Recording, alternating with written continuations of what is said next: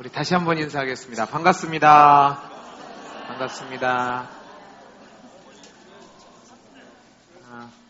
우리는 지난번에 3주간에 걸쳐서 요한복음에 기록된 예수님의 7가지 기적 중에서 첫 번째 기적이었던 물로 포도주 만드신 사건을 살펴봤습니다. 오늘부터는 이제 또 몇 주 동안 요한복음에 나타난 두 번째 기적인 왕의 신하의 아들을 고치신 사건을 살펴보면서 하나님이 저와 여러분에게 주신 은혜를 나누려고 합니다.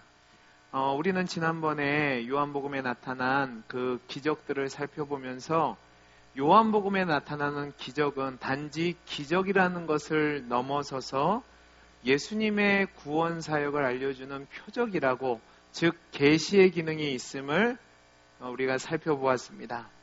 이 요한복음은 요한이 굉장히 의도를 가지고 기록한 서신입니다.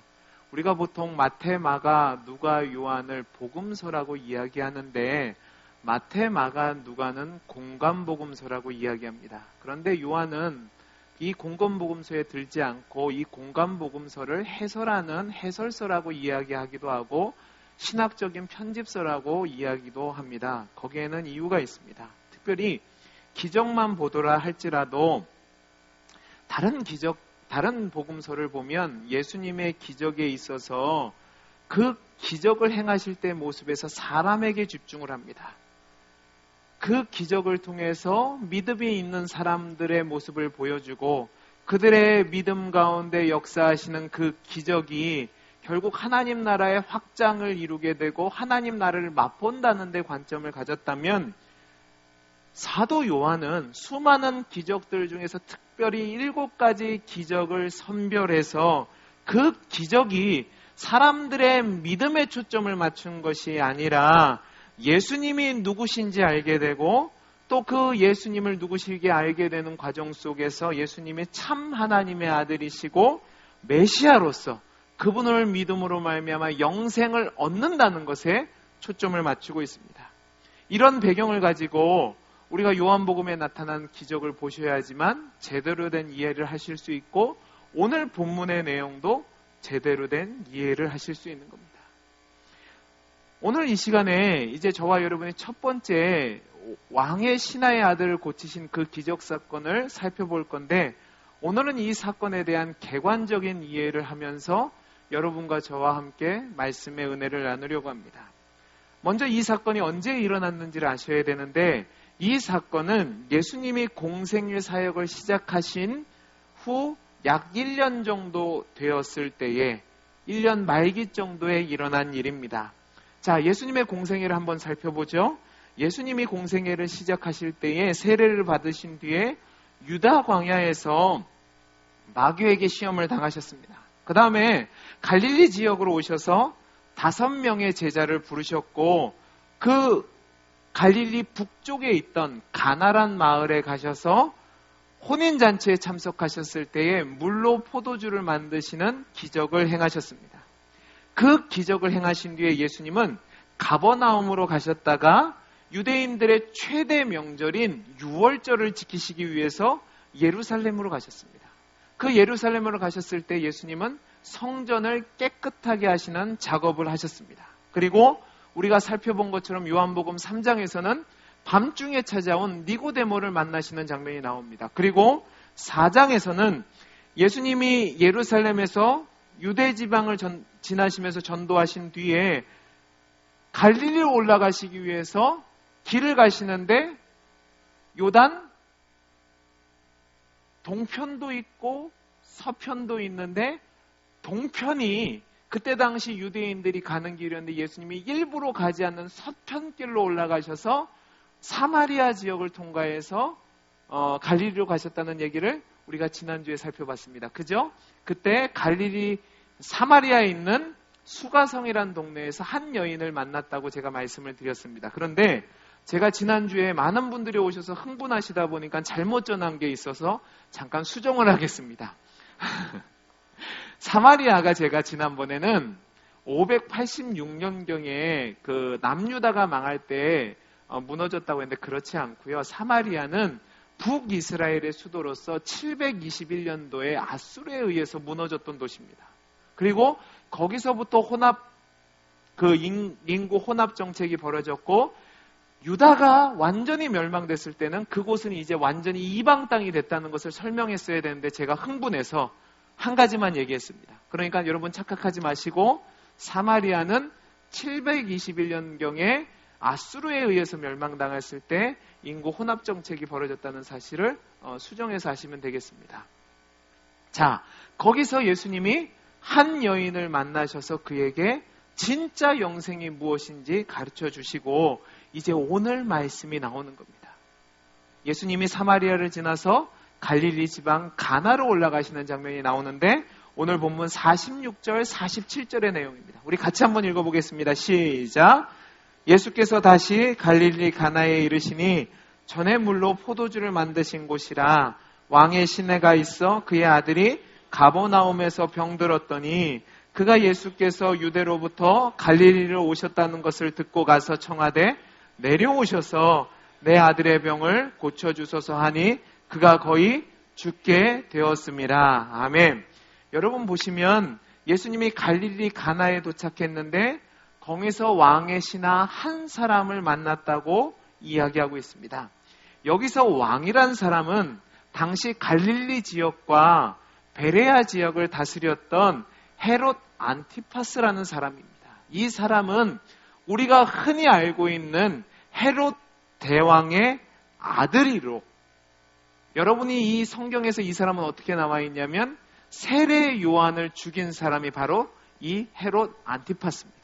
그리고 예수님도 이 헤롯 안티파스를 향해서 뭐라고 얘기했냐면 저 여우라고 이야기할 정도로 굉장히 교활하고 악한 자였습니다. 근데 이 왕의 신하가 그 헤롯 안티파스 밑에서 신하를 하고 있는데 이 사람은 왕의 신하라는 이 표현은 단지 왕궁에서는 말단 직원을 이야기하는 것이 아니고요. 왕궁에서 왕을 보좌하는 왕궁의 귀족을 이야기하는 겁니다. 그 귀족 중에서도 선별되어서 왕을 보필하는 신하였다는 말입니다. 그런데 이 신하가 어디 살고 있었냐면 가버나움이라는 동네에 살고 있었습니다. 제가 이 사람이 왕궁의 신하라고 이야기한 데는 이유가 있습니다. 여러분 잘 보세요. 이 사람이 왕궁 귀족으로서 왕궁의 신하라고 했던 것은 이 사람이 권력도 있었다는 것이고 지혜도 있었다는 것이고 인맥도 있었다는 것이고 그리고 재물도 있었다는 겁니다. 그러면 한번 생각해 보죠.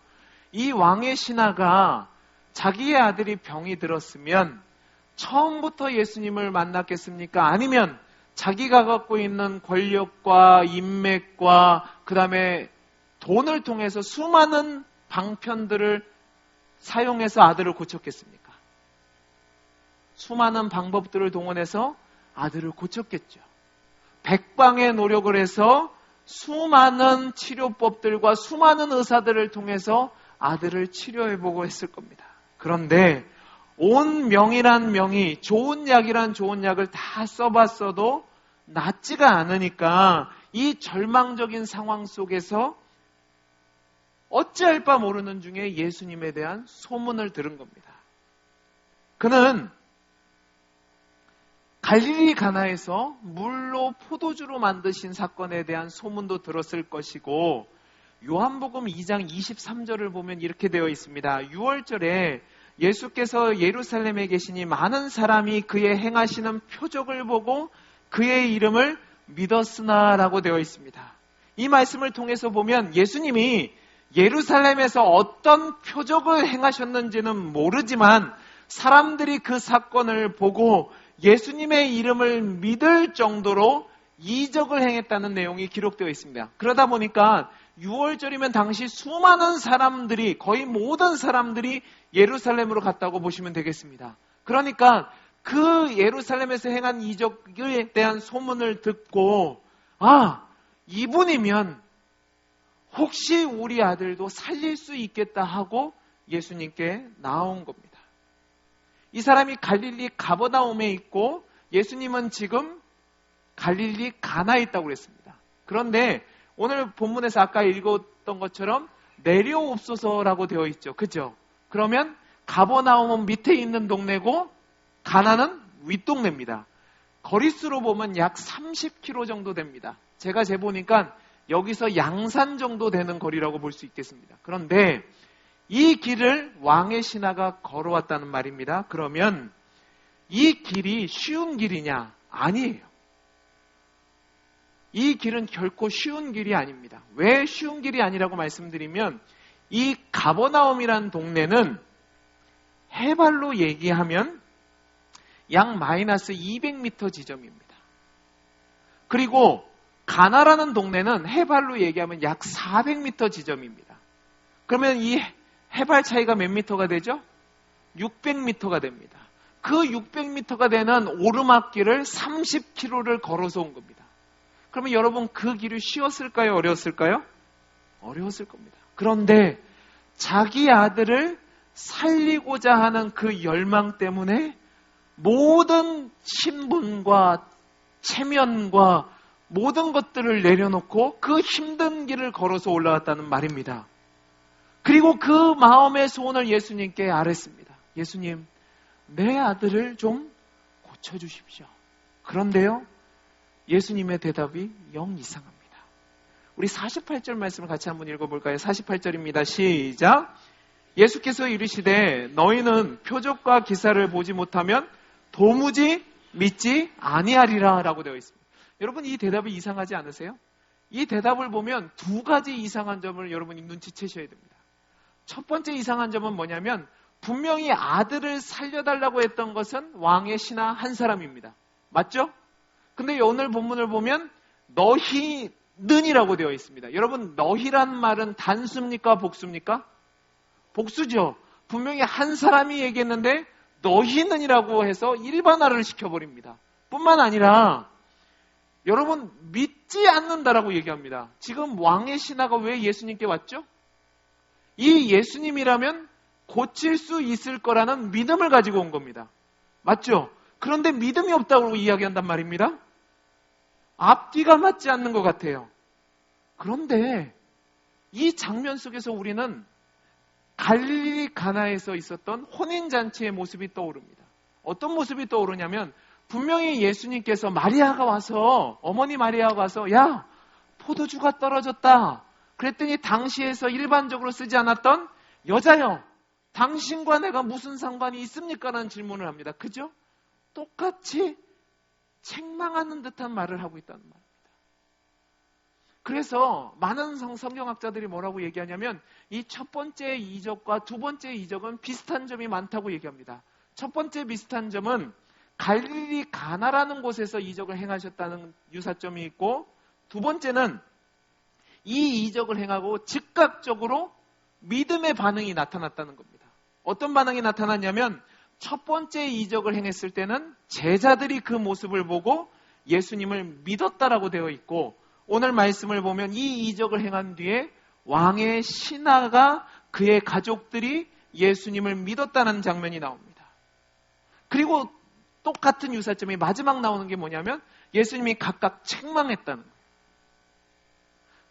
여자여 나와 무슨 상관이 있습니까? 라고 책망하셨고 또 이 왕의 신하에게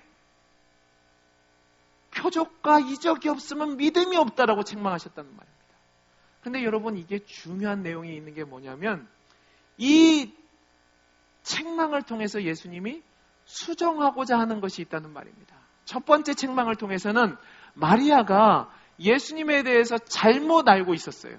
그냥 단지 인간적으로 어머니와 자식과의 관계로 예수님을 대하려고 했을 때 예수님이 내가 하나님의 아들이심을 분명히 가르치시기 위해서 그 얘기를 했다면 오늘 말씀에서는 예수님께서 이 왕의 신하가 갖고 있었던 잘못된 믿음에 대해서 수정하시기 위해서 그것이 더 중요하니까 왕의 신하의 믿음이 없다고 책망하신 겁니다. 그러면 우리가 왜 예수님이 믿음이 없다고 하셨을까? 그 이유를 살펴봐야 되는 겁니다. 여러분, 결론적으로 말씀을 드리면 이 왕의 신하의 모습이 예수님이 믿음이 없다라고 얘기했는데 결코 쉬운 모습이 아니라는 사실입니다. 우리는 쉽게 성경에서 믿음이 없다라고 하니까 이게 믿음이 없다라고 생각할 수 있는데 그것은 그렇게 쉽게 얘기할 것이 아닙니다. 왜냐하면 제가 앞에서도 말씀드렸지만 이 사람은 권력을 가진 사람이었습니다. 맞죠?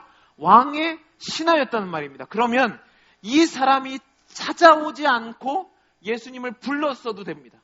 맞나요? 틀리나요?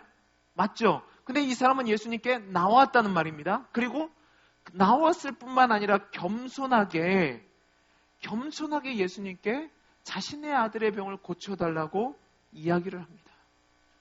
뿐만 아니라 그 나온 길이 쉬운 길이 아니라고 말씀을 드렸습니다. 여러분, 그 결단을 하고 그렇게 힘든 길을 와서 누구도 알아주지 않는 예수님께 무릎을 꿇고 내 아들을 살려달라고 얘기하는 것은 결코 쉬운 결단의 모습이 아닙니다. 만약에 그런 모습이 있었을 때 예수님이 저라면 이렇게 생각했을 겁니다. 예수님이 그래 오늘하고 수고했지, 힘들지, 내가 네 아들 병 고쳐줄게 라고 기대하고 왔을 겁니다. 그런데 예수님이 정반대되는 결론을 지읍니다. 너 믿음이 없어라고 얘기한단 말입니다. 여러분이 만약에 이 왕의 신하라면 이 얘기를 듣고 어떻게 하시겠습니까? 예, 맞습니다. 저는 믿음이 없습니다라고 하시겠습니까? 아니면 뭐 이런 사람이 다 있어라고 하시겠습니까? 저 같으면 어떻게 하셨을 것 같습니까? 대답을 잘 하셔야 됩니다. 저도 후자입니다.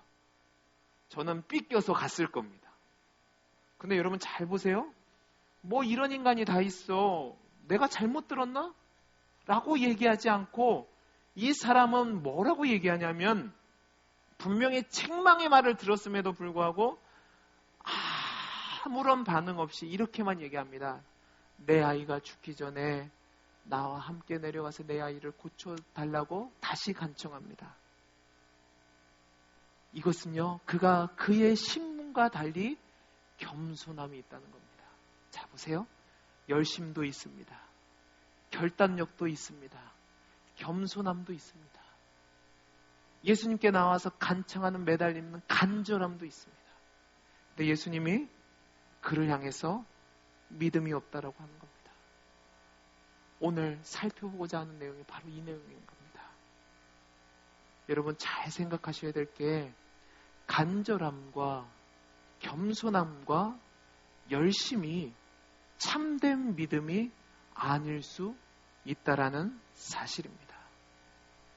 그는 예수님께 나와서 자신의 아들의 병을 고쳐달라고 했습니다. 물론 거기에는 믿음이 있었을 겁니다. 그러나 그가 예수님 앞에 나온 목적이 예수님이 아니라 자기의 필요를 채우기 위한 간절함밖에 없었기 때문에 예수님은 그를 향해서 책망하신 겁니다. 제가 좀 더 쉽게 설명을 해드리겠습니다. 제가 사역을 하면서 많은 환자들을 신방해 봤습니다. 특별히 암 말기의 환자들을 신방해 보면 이 말기암이라는 그 상황 때문에 그 병을 낫게 하고자 하는 간절함이 이성적인 판단을 무너뜨리는 것을 봅니다. 어떤 이성적인 판단을 무너뜨리냐면 한제에 수백만 원, 수천만 원이 한다는 몸에 좋다고 하는 약이면 검증되지 않아도 그 약을 사려고 합니다. 그리고 그 약을 먹습니다. 요즘 신문 기사를 보셔서 알겠지만 말기암 환자들이 그 간절함 때문에 먹는 약이 있습니다. 뭐를 먹는지 아세요? 개 구충제를 먹습니다. 그 개 구충제가 암에 좋다는 얘기를 듣고 절박한 심정으로 개 구충제를 사 먹는 사람들이 많다는 말입니다. 의사들이 그렇게 말려도 이 사람들은 그 약을 먹습니다. 이유가 뭐죠? 살고 싶어서 그런 겁니다. 그 간절함 때문에 누가 뭐라고 해도 거기에 집중돼서 상식적이지 않은 일들을 하는 거죠. 여러분 신앙생활하는 분들 중에서도 이런 분 많습니다. 병에 걸렸습니다. 일반적으로 치료가 안 될 것 같습니다. 그런데 저쪽 어디에 영험하신 목사님이 있답니다. 저쪽 어디에 영험하신 권사님이 있답니다. 그럼 돈 보따리 싸고 들어갑니다. 안수 한번 받아보겠다고 가는 겁니다.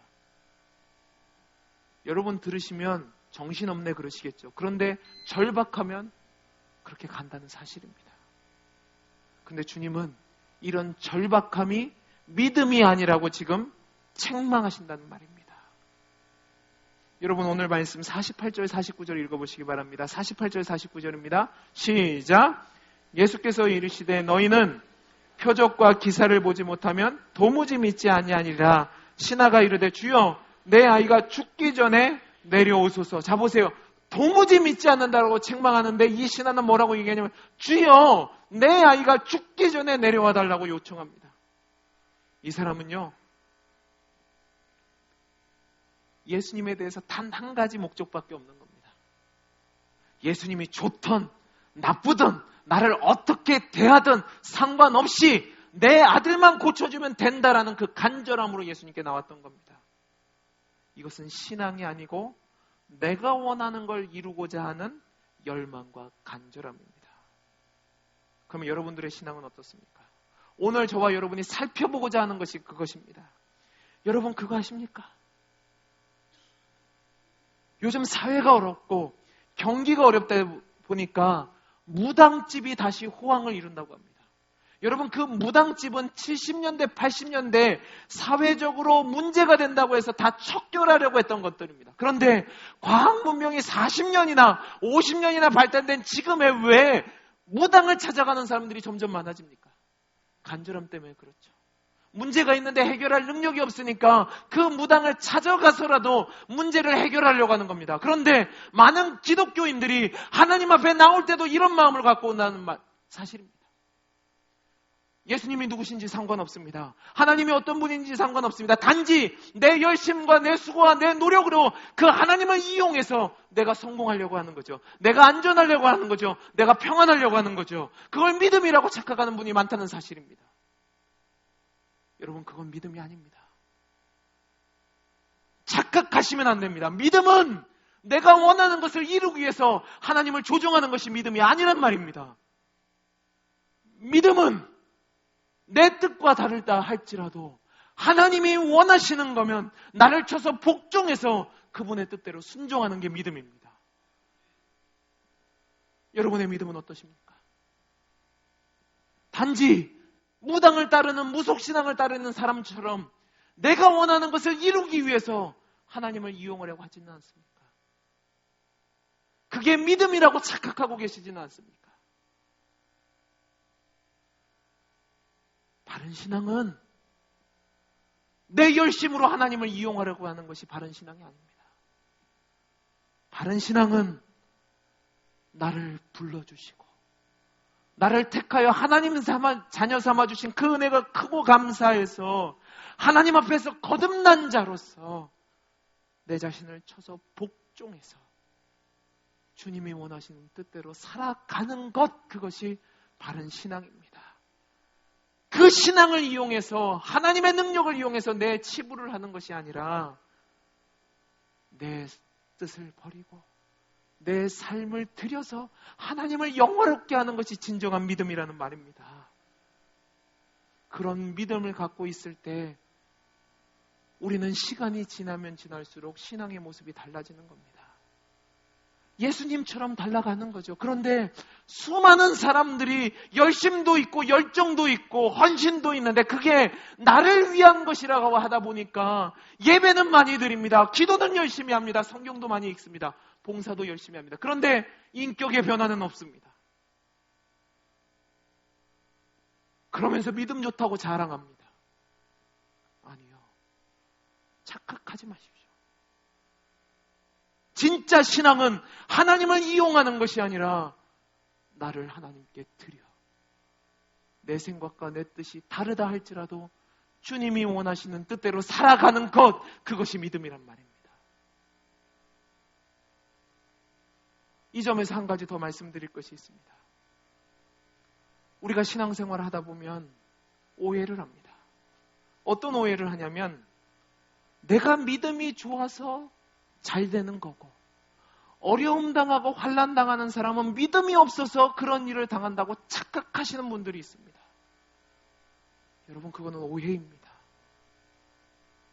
제가 몇 번이나 말씀드렸습니다. 저는 오순절 계통의 은사주의자들 정말로 싫어합니다. 진짜 싫어합니다. 그 이유가 있습니다. 제가 제 경험을 통해서 뼛속 깊이 싫어하는 마음을 갖게 된 겁니다. 왜냐하면 저는요, 우리 아버지가 저랑 상의 없이 저를 서원하셨습니다. 그래서 초등학교 3학년 때부터 저는 방학만 되면 기도원에 갔습니다. 기도원 가서 한 주고 동안 기도를 하고 내려와야지만 방학이 시작됐다는 말입니다. 그러니까 얼마나 많은 기도원들을 다녔겠고 얼마나 많은 부흥사들을 받겠습니까? 그런데 그 부흥사들이 하나같이 설교할 때 뭐라고 설교했냐면 하나님을 잘 믿으면 성공할 것이고 하나님을 잘 믿으면 무병장수할 것이고 하나님을 잘 믿으면 머리가 될지언정 꼬리가 되지 않는다고 그랬습니다. 여러분 모두도 아멘 하셨을 겁니다. 근데 정말로 그렇습니까? 정말로 예수 믿으셔서 문제 없으십니까? 정말로 예수 믿으셔서 다 잘 되고 계십니까? 물론 잘 될 수도 있겠죠. 형통할 수도 있습니다. 그러나 그러지 않은 경우가 더 많이 있습니다. 제가 그랬습니다. 그러면 제가 그 사람들보다 믿음이 없어서 그렇게 된 겁니까? 저는 아니라고 생각합니다. 제가 그 사람들보다 간절하지 않았을까요? 아니요, 저는 더 간절했습니다. 그러면 제 신앙이 잘못된 겁니까? 아니면 하나님의 능력이 없는 겁니까? 아니죠.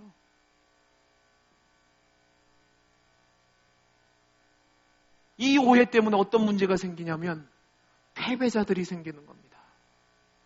내가 환난을 당하고 어려움을 당하고 고통을 당하면 나는 믿음이 없어서 이런가 보다 나는 패배자가 생기고 또 잘못된 우월감으로 내가 좀 잘 되고 자녀들이 잘 되고 성공하면 다른 사람을 판단하고 정죄하는 희한한 사람들이 생기는 겁니다. 이건 바른 믿음이 아닙니다. 바른 믿음은 내가 고난을 당한다 할지라도 그 고난이 하나님이 내게 주신 거면 유익하고 은혜라고 생각하고 아멘하고 받아들이는 겁니다. 사랑하는 성도 여러분, 제발 잘못된 신앙 때문에 믿음이 흔든 일이 없기를 간절히 소원합니다. 진짜 믿음은 어떤 역사가 내 열심을 통해서 나타나는 것이 믿음이 아니고 내가 열심을 다했다 할지라도 그렇게 결과가 나타나지 않는다 할지라도 선하신 하나님을 믿고 아멘하고 순종하며 나아가는 것이 진짜 믿음이라는 사실입니다. 여러분 시편 기자의 고백을 들어보시기 바랍니다. 시편 119편 67절에서 71절은 이렇게 얘기합니다. 고난당하기 전엔 내가 그릇 행하였더니 이제는 주의 말씀을 지키나이다. 주는 선하사 선을 행하시오니 주의 윤례들로 나를 가르치소서. 교만한 자들이 거짓을 지어 나를 치려하여 싸우나 나는 전심으로 주의 법도들을 지키리이다. 그들의 마음은 살쪄서 기름덩이 같으나 나는 주의 법을 즐거워하나이다. 고난당한 것이 내게 유익이라. 이로 말미암아 내가 주의 윤례들을 배우게 되었나이다. 주의 입의 법이 내게는 천천금은보다 좋으니이다. 여러분 잘 보세요. 고난당한 것이 내게 유익이라고 얘기합니다. 왜 고난당하는 것이 내게 유익일까? 그것을 통해서 내 마음이 겸손하게 되어 하나님의 말씀을 사랑하고 하나님 말씀대로 살고자 하는 열망이 있고 그 하나님 말씀에 순종하는 내 자세가 되었으니까 그것이 유익이라고 얘기한다는 말입니다. 사랑하는 성도 여러분, 이 믿음이 있을 때에 병들어도 가난해도 고난 중에 있어도 그것이 하나님의 은혜임을 알고 하나님의 사랑을 알고 흔들리지 않는 믿음으로 하나님을 섬길 수 있다는 말입니다. 저는 우리 성도님들이 주님의 책망 앞에 내 자신을 점검하기를 간절히 소원합니다. 여러분의 믿음이 어떤 믿음입니까? 내 소원과 내 계획을 이루기 위해서 하나님을 이용하고 내 열심을 통해서 그 열정을 통해서 이 세상에서 성공하고 권세를 누리고 하나님과 상관없이 내 이름을 내세우기 위해서 예수를 믿는다면 여러분 그건 잘못된 믿음입니다. 진짜 믿음은 그것이 없다 할지라도 예수님만을 인하여 기뻐하고 즐거워하는 겁니다. 이전에 내 죄악된 모습에서 돌이켜서 이제는 내 뜻과 다르다 할지라도, 내 상황이 그렇지 못하다 할지라도 하나님이 원하시는 뜻이면 아멘하고 나아갈 수 있는 것, 그것이 내게 유익이라고 생각할 수 있는 것, 그것이 진짜 믿음이란 말입니다. 사랑하는 성도 여러분, 예수님이 왜 이 왕의 신하에게 책망하셨을까? 예수님은 그 영혼이 더 소중하셨던 겁니다. 그 영혼에게 진짜 믿음이 무엇인지 알려주시기 위해서 예수님은 지금 이 왕의 신하들을 책망하신 것이고, 너희라고 얘기했던 것은 예수님 주변에 있던 사람들도 같은 마음을 갖고 있었기 때문에 너희라고 이야기하신 겁니다. 여러분, 예수님이 기적을 왜 행하셨을 것 같습니까? 예수님이 좋으라고 기적을 행하셨을 것 같으십니까?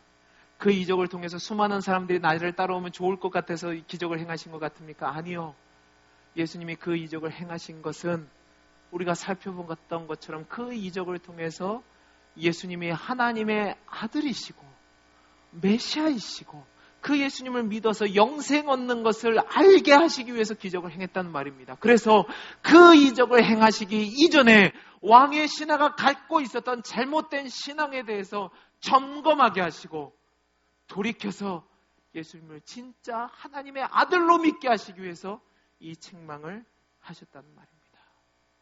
그렇다면 여러분에게, 저에게 주님이 오늘 동일하게 질문하고 계십니다. 너의 믿음의 근거가 무엇이냐? 여러분은 신앙을 위한 열정이 있을 겁니다. 열심히 있을 겁니다. 헌신도 있으실 겁니다. 왜 그런 열정과 헌신과 희생을 하고 살고 계십니까? 만약에 여러분을 위해서 하나님을 이용하려 한다면 그 신앙은 하나님 앞에서 온전한 신앙이 아닙니다. 진짜 온전한 신앙은 하나님이 선하심을 믿고 그리 아니하실지라도